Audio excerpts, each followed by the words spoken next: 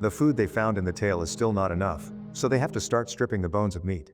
By now it's become routine and it doesn't bother them anymore. Knowing he doesn't have much time left, Numa stops eating so the others can have more. They try to fix the radio again, but the wires cause a small short circuit and they give up. In their fury, they write a message on the plane counting the survivors. On October 13, 1972, a Uruguayan rugby team known as the Old Christians Club takes a plane to fly to Chile for a special match. Most of them never left the country, so this is very exciting, and some family members come along for support.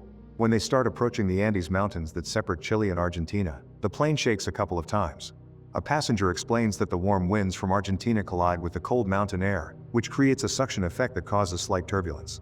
However, as the plane keeps going, the turbulence gets worse and suddenly the plane sinks a few miles. The pilots force the plane to keep going through the stormy winds while everyone holds tight and watches their things fall in the corridor. For a second they see the sun only for the plane to go down again and hit the mountain as it breaks in half. One of the players is blown away with the tail of the plane while the front keeps going until it crashes into the snow, sending all the seats clashing against each other and killing multiple people in various gruesome ways. One by one, the survivors try to let go of the shock and leave their seats to help the passengers who got trapped. There's blood everywhere and two med students try to guide those with broken limbs to help them calm down. A few guys check on the pilot, but he dies after just a couple of words and the radio isn't working. Others try to scream for help to no avail. The temperature starts dropping fast, especially when night falls, so the survivors huddle together inside the plane, using bodies and bags to try to cover any holes. Many of them can't stop panicking or crying, so they try their best to comfort each other. In the morning, they discover a few more people have died frozen. The storm has passed and the sun is strong, so they look around and see nothing but snow and mountains for miles. The group decides they must start working to survive. They take out the seats and debris from the plane so there's room for everyone to sleep at night. Then they move the wounded survivors to the spot where they can receive the most sunlight, prioritizing their care. Any object they find that may be useful is put away in the suitcases for protection, and all bags and suitcases are searched thoroughly for food. The bodies are moved away from the plane and kept together nearby, covering them in snow to keep them from rotting in hopes they can take them with them when help comes. On the first day they already have 11 dead people, plus the one guy that flew away. Once they're organized, they have a little snack, already being careful to ration their food to make it last. Suddenly they hear a plane fly by, so they try yelling and waving their arms, but they aren't found. On their second night, they're ready to sleep inside the plane, using the clothes from the bags as blankets and covering the hole with the suitcases. On day 3, Nando finally wakes up. He's been unconscious since they crashed, so they have to explain what happened. His body is in a terrible condition, but he still drags it on the ground to be with his sister, who isn't doing very well either. When Nando asks about their mom, they have to inform him she died, which makes him think about his father alone back in Uruguay. Afterward, they use some metal to start melting snow for water. They also make a huge X on the ground with suitcases, hoping they'll be seen. When another plane flies by, they try to make the sun reflect on mirrors and keep on yelling. Someone notices the plane's wings rocked, so it may be a sign they were seen. The next day, they hear the plane again, but it's far away, meaning they're searching in a different area and didn't see them. The group starts to discuss survival options and remembers there were some batteries in the tail, so they should go out to find it. After building some goggles with mirrors and the leather from the seats, 4 survivors start going up the mountain to find the tail. As soon as they go up a few miles, they discover the crash site can't be seen from afar because of all the snow. This means the chances of a rescue plane finding them are almost zero. At that moment they notice some snow coming down, so the 4 guys decide to return to the crash site for now. Days start to pass and after a week they run out of food. There are no animals or plants in the area, and they try some moss from a rock, but it tastes absolutely disgusting. Nando mentions that he'll eat bodies if he must, and soon an argument ensues over whether they should take meat from the dead passengers. Some survivors mention their pee is black and others mention a fear of going to jail for it, but they don't reach an agreement. As time continues to pass, they get so desperate for food that they start eating anything they can find, like shoelaces and cigarettes. This only causes their pee to get darker.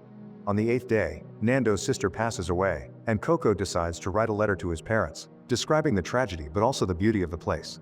A few more storms hit them the following days and they manage to survive by hiding inside the plane. However, by day 21, half of the group gets tired of the situation and makes an announcement. They give their permission for the others to eat their bodies if they die. Then they go outside and with a piece of glass, they take meat from the bodies so they can feed themselves again. Seeing this, a few people change their mind and join the group outside to finally eat too, leaving only 5 people who refuse to become cannibals. The next day they start a proper system to hide most of the bodies while they do the job. That way it's less gruesome and those who aren't chopping don't have to see it.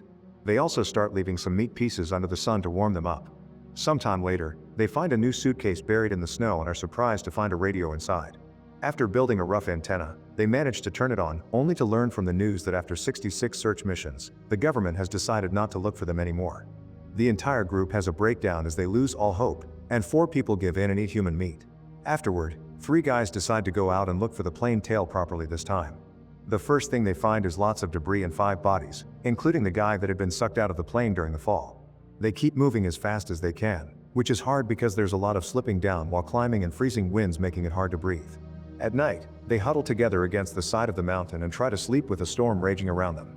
They wake up covered in snow but alive, however one of them is blind and the other 2 are very weak, so they go back by sliding down on a piece of debris. After such a traumatic experience, the last guy agrees to eat human meat too and goes to sleep in tears. On day 17, the group has been dealing with a storm for 5 days. They stay inside the plane and try to tell stories to keep the mood up, but suddenly an avalanche comes down, burying the plane and filling it with snow. As the few people that manage to stay on top panic, one of them goes outside, only to notice the storm has gotten worse. Then they desperately start digging in the snow to bring out all the passengers that got buried, and they even pee on the snow to make it melt faster. After lots of work, effort, and screaming, they manage to get everyone out except for a woman, who was so deep down that she died quickly. At that moment they hear a weird noise and discover another avalanche coming, which buries them again and kills a few more men, including the team captain. The survivors immediately create a few holes so they can breathe, but as they keep on waiting, they can only pray while they hear the noises made by falling snow. When they recover some energy, they move 8 bodies against a corner. On day 18, they've been buried for 2 days and the hunger is getting painful. They have no choice but to start getting meat from the bodies, but this time is much harder because they can't hide most of the bodies in snow to avoid seeing their faces. It means they know exactly who they are eating. This makes Numa so angry that he starts digging and breaking the windows, which ends up with the glass hurting his leg. Such thing doesn't stop him though, and he just keeps on digging.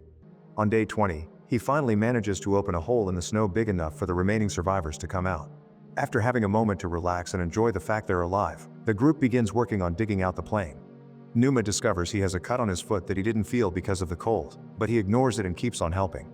Eventually, the sunny days help them get the plane out and they even start considering sending a few men out on a search again, but they still have no way to survive the freezing nights out there. In the end, they agree to wait a few more days since summer is around the corner. On day 34, the thaw finally begins. The 2 injured men from the beginning are very sick, and the med students know there isn't anything else they can do. In just a few hours, they discover Coco has his lungs filled with fluid, but no amount of CPR can help him breathe and he dies soon. When they take out the body, they find his letter and keep it safe. On day 36, the weather has improved enough for Roberto, Nando, Tintin, and Numa to leave on a new search wearing extra layers of clothing to survive the nights. Soon Numa starts feeling dizzy and he falls, so they check his foot and discover his wound is infected. The group thinks they should take him back, but Numa says he's strong enough to return alone and asks them to keep going.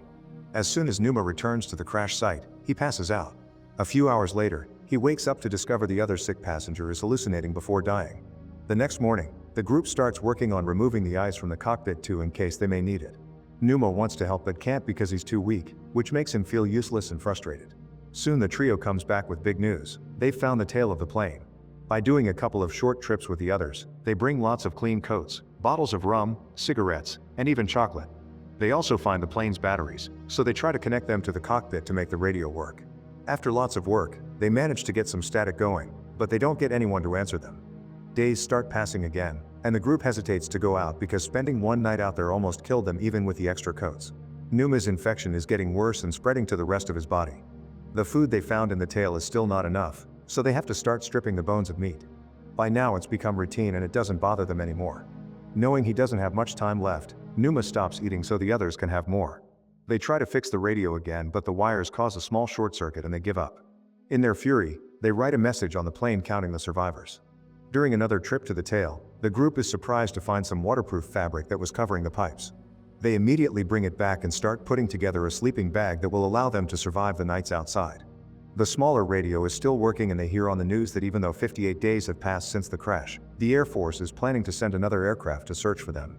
An argument ensues over how to proceed. Some of them think they should wait for the aircraft, while others point out that they never see them down here so they should go looking for help. Frustrated, Roberto tears off the sleeping bag.